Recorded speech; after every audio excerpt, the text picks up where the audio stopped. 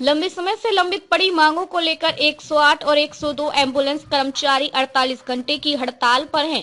कर्मचारियों का आरोप है कि ना तो कंपनी प्रबंधन और ना ही सरकार उनकी मांगों को लेकर गंभीर है।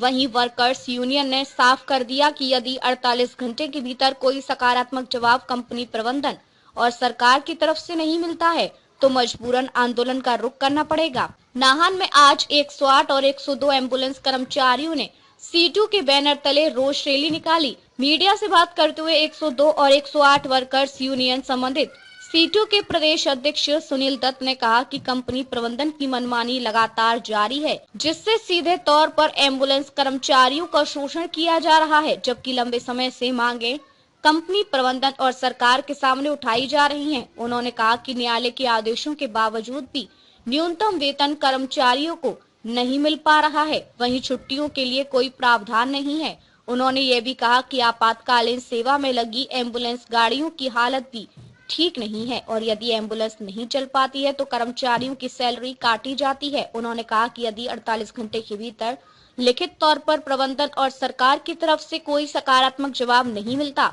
तो हड़ताल को आगे बढ़ाया जा सकता है। आज 108, 102 एम्बुलेंस जो वर्कर्स यूनियंस है पूरे हिमाचल प्रदेश के अंदर, इनका एक राज्यव्यापी जो हड़ताल है, 2 दिन की हड़ताल है। पिछले कल ये शुरू हो गई थी रात 8 बजे के बाद। इसमें मुख्यतः ये मांगे हैं कि पिछले काफी लंबे समय से, चाहे वो जीवीके के समय से है, अब चाहे मेडसोन जो कंपनी आई है उसके तहत ये लोग जो काम कर रहे हैं, लेकिन सबसे बड़ा महत्वपूर्ण मुद्दा ये है कि ये कोई अलग से कोई विशेष मांग ऐसा नहीं कर रहे कि अलग से कोई सुविधा दी जाए।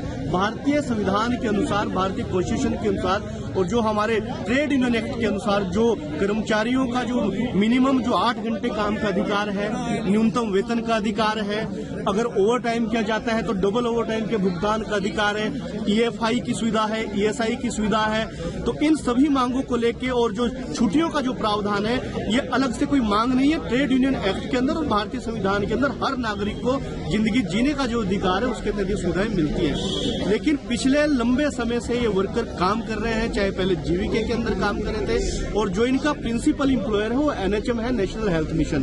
तो बार बार उनके डायरेक्टर से मिलने के बाद, कंपनी प्रबंधन से मिलने के बाद जो इनकी मांगे आज तक लंबित पड़ी है, इनका CGM कोर्ट से भी, लेबर कोर्ट से भी जो निर्णय इनके पक्ष में आए हैं, उन निर्णयों को भी ये लागू नहीं कर रहे हैं। ये कंपनी प्रबंधन की एक गुंडागर्दी है, एक मोनोपोली है और इस तरीके से ये मोनोपोली करके वर्कर की आवाज को दबाना चाह रहे हैं। वर्करों ने संयम रखा पिछले लंबे समय से और उस संयम के तहत इन्होंने बार बार कंपनी प्रबंधन को, सरकार को, NHM निदेशक को चेताया भी है कि हमारी मांगों को, जायज मांगों को पूरा किया जाए।